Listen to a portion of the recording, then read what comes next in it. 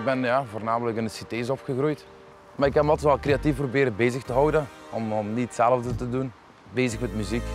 En joh, de taal gans kapot, net als mijn achterlicht. Maar in de cités knijp iedereen een oogje dicht. De oren gespitst, alle ogen gericht. Zeg je iets gans geflipt, wordt het zo opgepikt. Ik zie dat eigenlijk zoiets als creatief zijn. Eigenlijk het met weinig doen gewoon. Een plan trekken. Dat je niet alles mee van thuis hebt, moet je toch iets wilt bereiken. Eigenlijk een citétaal ondertussen is ontstaan vroeger en ik denk dat vooral de tweede generatie dat een beetje ontwikkeld hebben. Dat is gewoon kapot Nederlands eigenlijk. Hè. Het letterlijk vertalen van moedertaal naar het Nederlands. Geen gevoel voor lidwoorden. Dus laat staan Paisa, laat staan Gardassia, laat staan Nagoya. Kom het door in de cités maken. Leer een beetje cités praten. Hier een basis, zo maakt je geen schade. Vragen ze wat maken, dan zegt je wat maken. Kom een tour in de cités maken.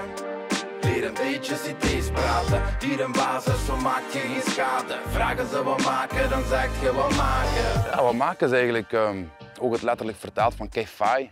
Of in het Grieks zeggen ze er ook zo van, wat ben je aan het doen? Dus wat maken, gewoon het letterlijk vertaald. En nu is het eigenlijk meer een begroeting geworden. Van als je elkaar ziet, zeg je wat maken. En je antwoordt ook met wat maken. Maakt niet uit als je Turk, Marokkaan, iedereen zegt dat. Het al gehoord als Genk verliest, maar pakken ze de buit, dan zeg je marchandise.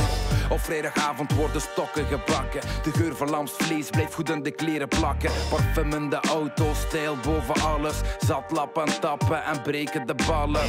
Spijt niks, zie moves als de Matrix. Basic fit voor de spiegel, stijl niks. Hier een kleine basis voor uw tour. Allee, amuseer u, we zien ons, hou je goed.